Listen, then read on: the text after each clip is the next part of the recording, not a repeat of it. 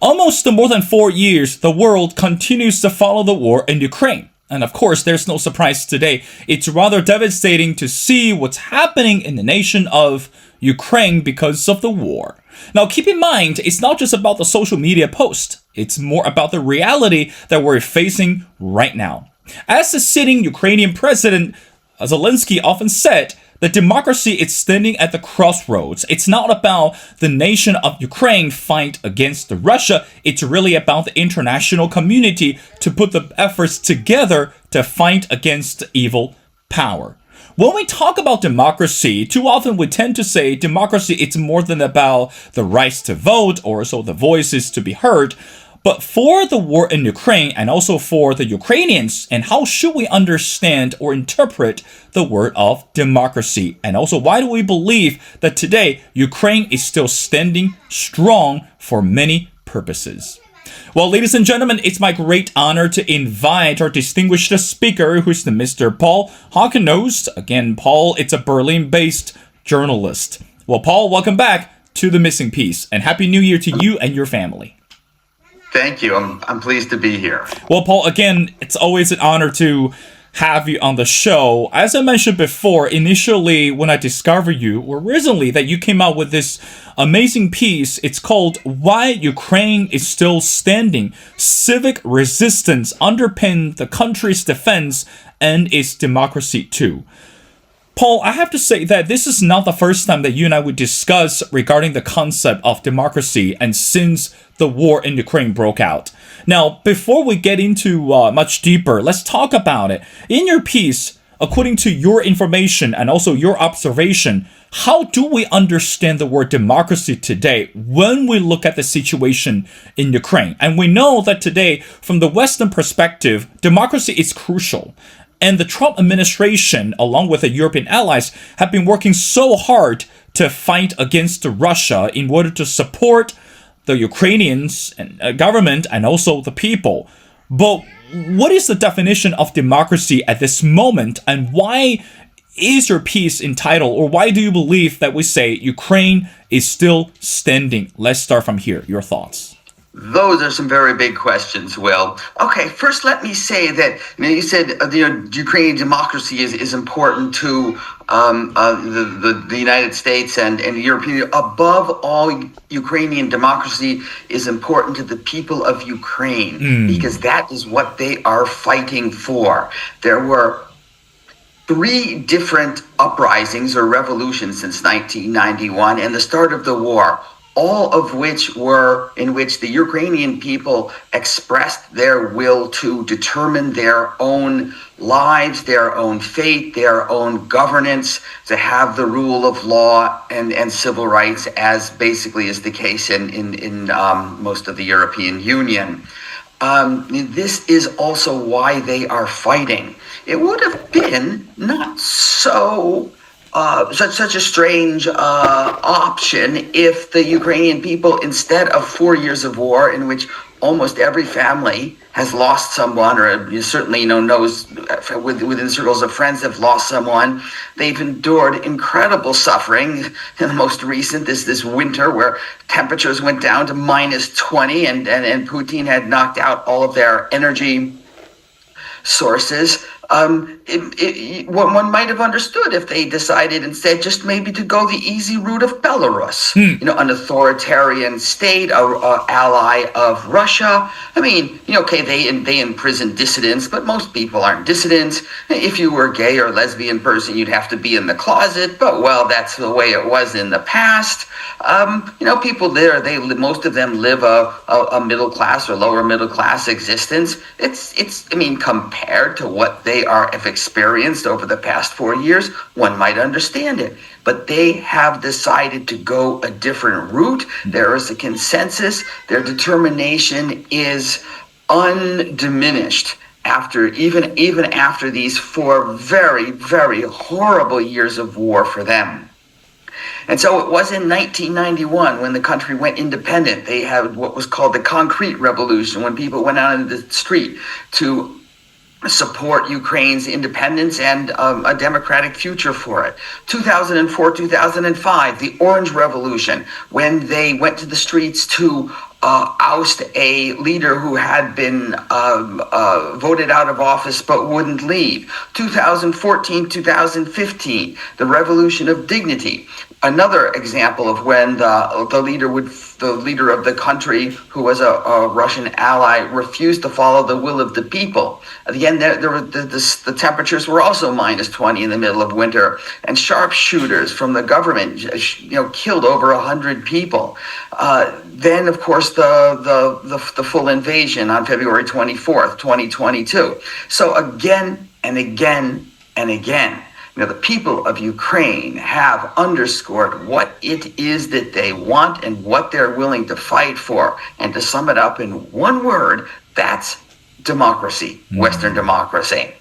And so you can imagine now that the war begins, martial law is imposed, it's impossible to have elections, and so basically Ukraine is stuck with the leaders it had in 2019, when the last elections were.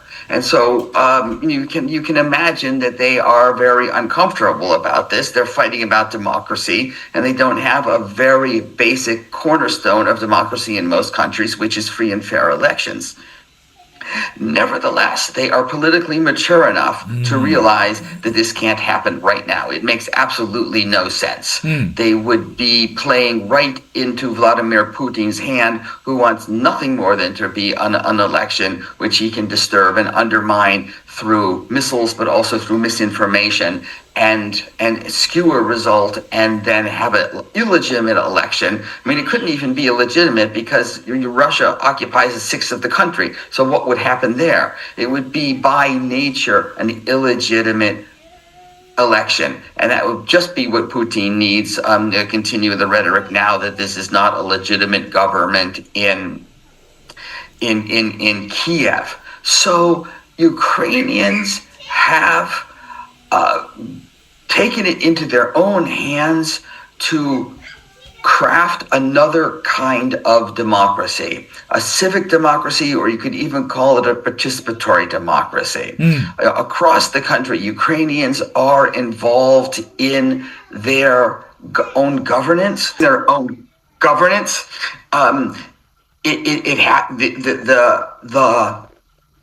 explosion of civil society happened in the aftermath of these different revolutions that I named, and over time they constituted a memory of empowerment, of engagement, of civic action.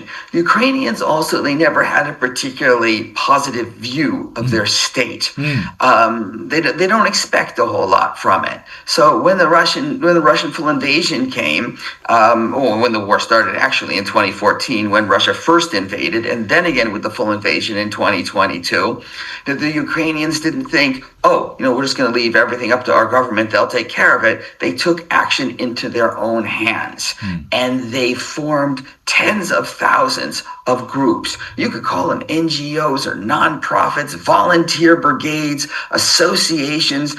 Some of them were registered, some of them weren't, some of them were more formal, some of them weren't, some of them very small, some of them very large, some of them involved in fundraising, some involved in feeding the troops, in arming the troops, in clothing the troops, in tending to the wounded, in evacuating the wounded. They all participated. I mean, this is tens of millions of people who participated in defending their own country. And as hard as it is to believe from outside, their determination and their resourcefulness and the ingenuity is undiminished. There are as many volunteers now as there were in that great swell when the war broke out in 2022. And they're doing different things now. Now they're trying to find places in the economy for injured veterans, or reimagine workplaces for them, for example. They're building underground schools because so children can go to school without the threat of being bombed. What they're doing has changed. It's also the case, and let's make one point before I hand it over to you again, is that there are a number of things that they're doing.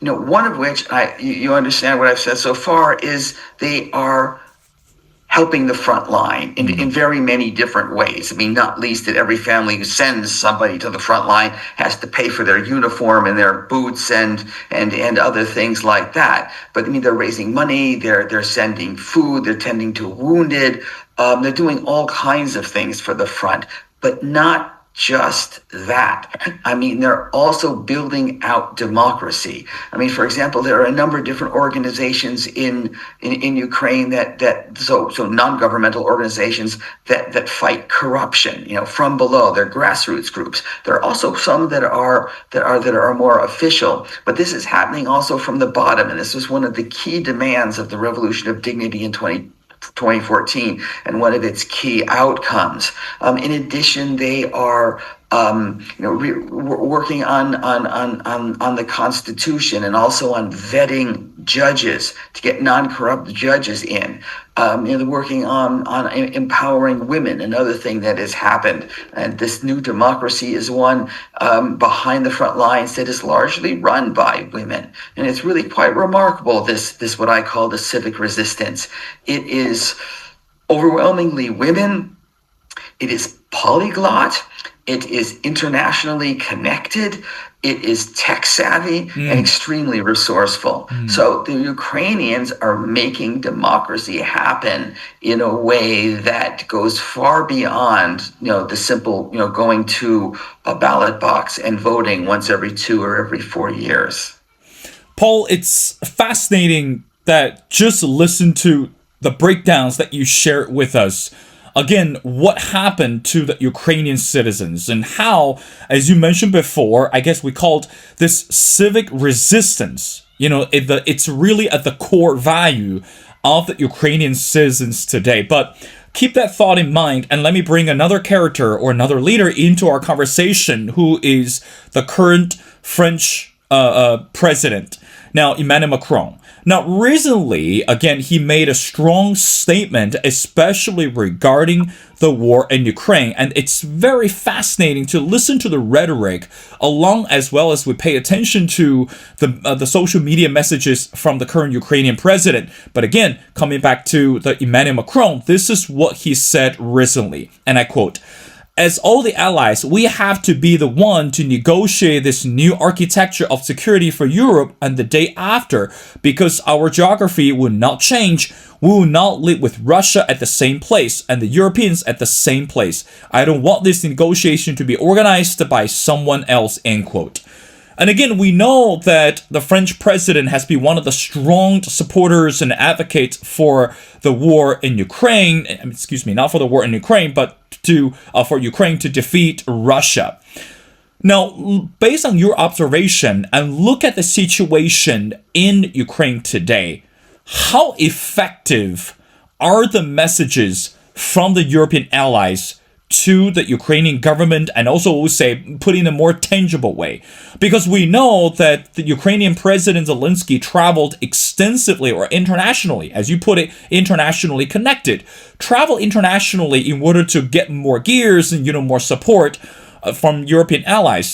So having those messages spoken out loud, and then especially towards the allies and, to the situation, how effective are the messages today when we look at the tough situation in Ukraine? And do you think, even beyond Ukraine, from the European allies' perspective, that, I don't want to use the word miracle, but something miraculous is going to happen, hopefully, I will say soon, but let's put it in a practical way. We're expecting this every day. What do you say to that?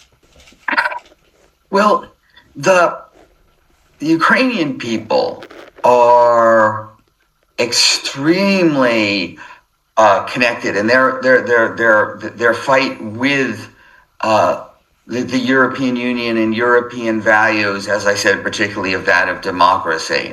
So they are overwhelmingly pro-European. And it's also the case that the European Union countries have, given extensively and engaged themselves extensively as well on Ukraine's behalf. And they're very, very grateful about that. Let's not forget that the European Union has stepped in and it has covered all of the funding that the Trump administration withdrew, and that's civil and military. And the Ukrainians understand that. I mean, they also understand that the European Union is bending over backwards to open its doors to them, talking even maybe of membership in 2030. Zelensky's even saying 2027. I don't think either date, to be honest with you, is realistic, but that doesn't matter so much. It is clear that Ukraine is already part of the European family, and it feels that way. That said, they feel like a whole lot more should be done, and what sense does it make simply to keep them alive from day to day to fight another day if in the end they're going to lose? So they want the European Union to do more, and they see it getting caught up in, a veto of some little country like Hungary or something else, and they're very frustrated by this. They're frustrated by the lack of defensive armaments that they have simply to defend their civilians from Russian bombardments. So there's a certain amount of disappointment as well, although not nearly as great as that with the Trump administration, that they feel is treated them with extraordinary disrespect, and it jerks them around from moment to moment. So when it comes to the peace process now, Europe's not even involved in it. It's basically going on between the United States and Ukraine, and every now and again the United States and Russia. There are really few people who think that Vladimir Putin is going to come anywhere close to making compromises in any way. He hasn't thus far. The Ukrainians have made a lot of compromises, saying, okay, they don't want to be a member of NATO, be willing to consider a temporary arrangement for the occupied territories. They handed over great access to their mineral wealth to the United States, et cetera, et cetera. And Russia hasn't budged. So of course the Ukrainian people, they're exhausted. They're suffering. They're traumatized. They want nothing more than this war to end. But they just don't see it happening. And they feel in the end that their determination and their willpower to fight and defend themselves are greater than Russia's is to defeat them. They feel that they have much more at stake. That they do. It's their very survival, which is why one of the reasons that they're fighting tooth and nail. We've heard now this 4th anniversary of the beginning of the war, what the situation is in the occupied territories. I spoke with people, including women, who were brutalized and abused in detainment in Russian prisons. It's gory and it's gruesome and disgusting, and they know that that's what awaits them and their families should Russia take large parts of the country. So this is what keeps them going, and they can do nothing but hope that Europe stands by them and represents them, and eventually takes even further steps to make the sanctions tighter, to make them harder, to cut themselves off from Russian energy sources, to monitor the Baltic Sea, to stop the shadow fleets, and of course to arm them to fight another day. Paul, I want to go back to the article. Another piece that we need to discuss. Again, you mentioned so many NGOs and organizations, but when it comes to monetary donation, you wrote that most organizations have said that monetary donations are down from 2022, when many people empty their bank account for the cause because of insufficient funding for construction material in 2025. For example, the volunteer construction brigades of Building Ukraine, etc. So, Paul, let's talk about the financial hurdles and the financial difficulties at this moment. We know that it's one thing that for Ukrainians start to contribute so much for the country, again, to rebuild the country or to rebuild the lost part. But how do we assess the practicality of lacking the funds? Again, you mentioned that the bank accounts are empty. So can you talk a bit about that impact, and how do you think that we should understand that in the bigger picture? I don't think that private funding from Ukraine is all that important. That, I mean, we're talking, at most kind of hundreds of millions, when in fact what we need to be, or tens of millions maybe, when what we want to be talking about is billions. Yeah, I mean, people have gone to great lengths to give whatever they can give, including money. There are tons of fundraising efforts always going on. The Ukrainians have basically funded this war through crowdfunding. And so on a number of different Ukrainian sites, there are always things to fund.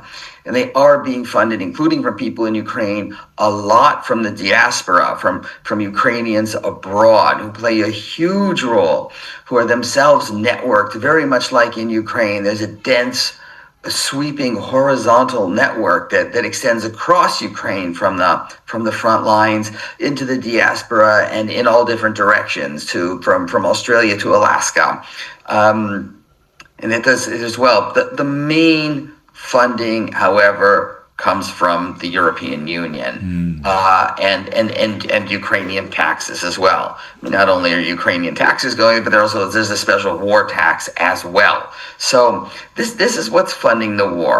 It's going to have to come from its allies and not from ordinary Hungarians or the diaspora.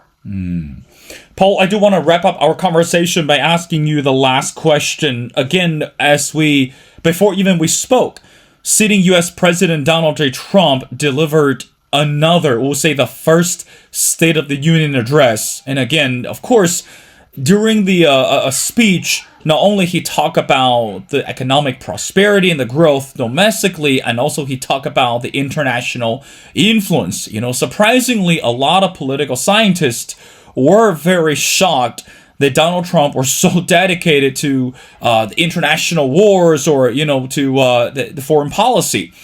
But when it comes to the war in Ukraine, and when it comes to, offering support or unlimited resources to Ukraine, Donald Trump is standing at the crossroads. Because again, during the campaign, if you remember clearly, that he promised to end the war within 24 hours. And of course, today, people still ask him what happened to the 24-hour, and he still say, that was just a bit exaggeration. There was no way we can end the war. But we are seeing little progress.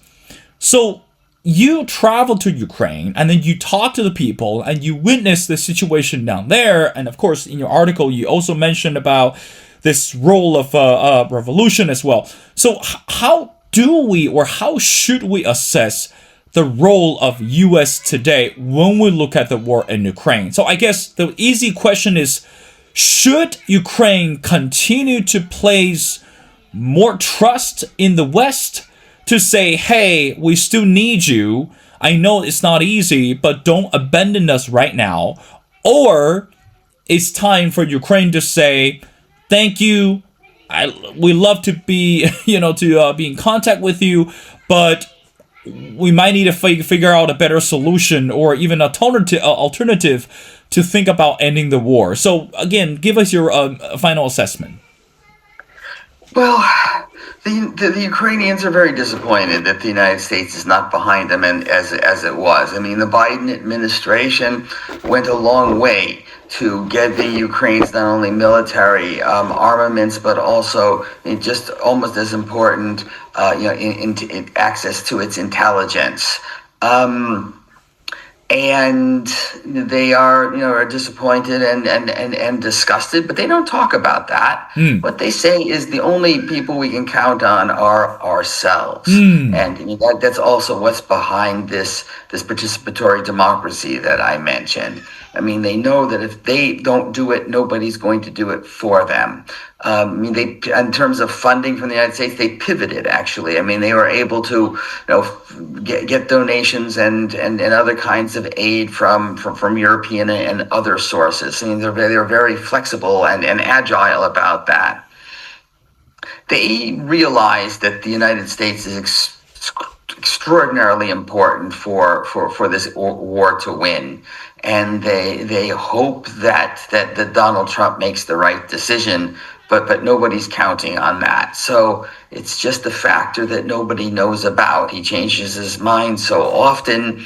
I mean, it's also the case that Russia can offer the United States a whole lot more in terms of deals than, poverty-stricken, war-racked Ukraine, who just seems to him to be asking for more and more and more. In fact, I think that the Ukraine has a lot to give the West, and that is in terms of this democratic impetus that we were talking about. I mean, they've got incredible mojo. They've got this get up and go. That's exactly that which is lacking in the European Union. And their will to democracy is something that's lacking in the United States. So I think the United States and the European Union would both do really, really well if they could somehow get some of this into their own yards. Certainly, Ukraine is also now on the cutting edge of defense technology. I mean, nowhere knows what they know about the drone wars and the autonomous wars that are being fought there right now. I mean, it's almost a joke to think that French or German soldiers would come to the front line and help them. I mean, they'd be standing there, they wouldn't know what to do because it's not what they were trained to do. And it changes, even from day to day on the front. And the Ukrainians are fast enough to change with it. It's happening in real time. And I think that in this sense, that's yet another way. It's yet something else that Ukraine can give. It's got a lot to give. And I hope that the European Union and North America, I hope they recognize this in time. Well, again, Paul, we do hope the same thing. Of course, that every day that passes by, that we do keep the Ukrainians in prayer, and also we think about what, as you mentioned before, what those women have been through, and also what the children are experiencing every day. And it's not fair, and also it's even more devastating to think about how much sacrifice the nation is doing today. Well, again, ladies and gentlemen, it's such an honor to speak to Paul Hakanos. Again, Paul Hakanos, it's a Berlin-based journalist, and I strongly encourage everyone to go online to check out this amazing piece, which is called Why Ukraine is Still Standing. Civic resistance underpins the country's defense and its democracy too. Well, Paul, thank you so much for your time. It's been a pleasure, and we love to have you back on the show as we continue to pay closer attention to the war in Ukraine. So thank you so much for doing this.